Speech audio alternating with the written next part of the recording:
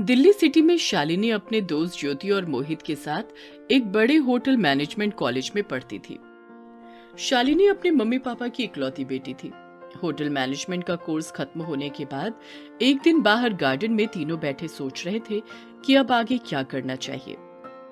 यार, कॉलेज भी खत्म हो गया है, सो अब शेफ एंड हॉल बनकर किसी के अंडर काम करने से बेहतर है खुद का रेस्टोरेंट खोल लेते हैं। शालिनी, रेस्टोरेंट खोलना तो तू ऐसे बोल रही है मानो कोई चना मुरमुरा बेचना हो।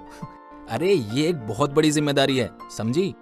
हाँ, मोहित सही कह रहा है। हम जो भी करें सोच समझ कर करें, क्योंकि बाद में पछताने से कुछ नहीं होता जब चिड़िया चुग गई खेत। Oh my God Jyoti, please ये सब कहावतें वगैरह बंद करके मैंने जो कहा है उसके बारे में सोचो, ठीक है?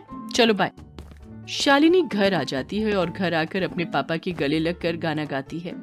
चंदा ने पूछा तारों से, तारों ने पूछा हजारों से, सबसे प्यारा कौन है? पापा, मेरे पापा, पापा, मेरे पापा। ज्यादा मस्का वगैरह मारा जा रहा है, कोई बात है क्या? पापा, आप भी ना हमेशा जान जाते हो। वो मुझे एक रेस्टोरेंट खोलना है। शालिनी, यहाँ दिल्ली में ऑलरेडी इतने सारे होटल हैं, सो एक और खोल भी लोगी तो चलेगा या नहीं इसकी कोई गारंटी नहीं है। अगर होटल ही खोलना है तो अपने परदादा के गांव भिवंडी में खोलो, जहाँ एक दो पुराने रेस्टोरेंट के सिवा कुछ नहीं है। ओह, गांव में जाना पड़ेगा? हाँ मेरी शालिनी बिटिया, अगर कुछ बड़ा करना चाहती हो तो मेहनत तो करनी ही पड़ेगी। अगले दिन शालिनी अपने दोनों दोस्त ज्योति और मोहित को भी गांव में रेस्टोरेंट खोलने के लिए मना लेती है और तीनों फिर भिवंडी गांव में चले जाते हैं। वहां जाकर वो एक राजू नाम के आदमी से मिलते हैं जो उन्हें एक पुराने रेस्टोरेंट के बारे में बताता है जो सालों से बंद पड़ा है। शालिनी बिटिया, आपके पापा का फोन आया था।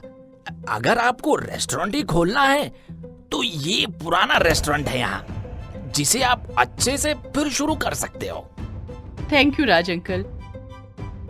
फिर तीनों चाबी लेकर पुराने रेस्टोरेंट में चले जाते हैं।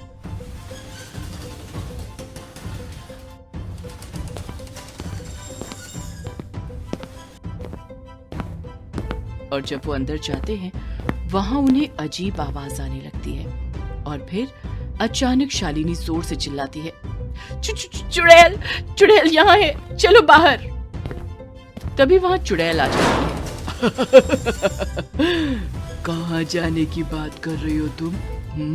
अब यहाँ आई हो तो मेरे हाथों का खाकर तो जा। नहीं आंटी प्लीज, हमें भूख नहीं है, हमें जाने दो। अरे ऐसे कैसे भूख नहीं है? खाना तो पड़ेगा ही। तीनों कुछ नहीं बोलते हैं और फिर चुड़ैल एक कटोरे में खून लेकर आती है। ये लो, पहले सूप पी लो। तीनों खून देखकर और डर जाते हैं। आंटी, आंटी हमें जाने दो, हमें डर लग रहा है, हमें घर जाना है। हमने आपका क्या बिगाड़ा है? हमें जाने दो।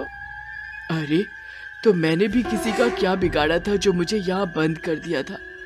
पिछले 500 सालों से मेरा दम घुटता है यहाँ, लेकिन कोई मुझे आजाद नहीं करता। हम आपको आजाद करेंगे, आपको हम इस रेस्टोरेंट से बाहर लेकर जाते हैं। तीनों उस चुड़ैल को उस रेस्टोरेंट से बाहर ले जाते हैं और फिर जैसे ही चुड़ैल बाहर आती है वहाँ राजू आ जाता है।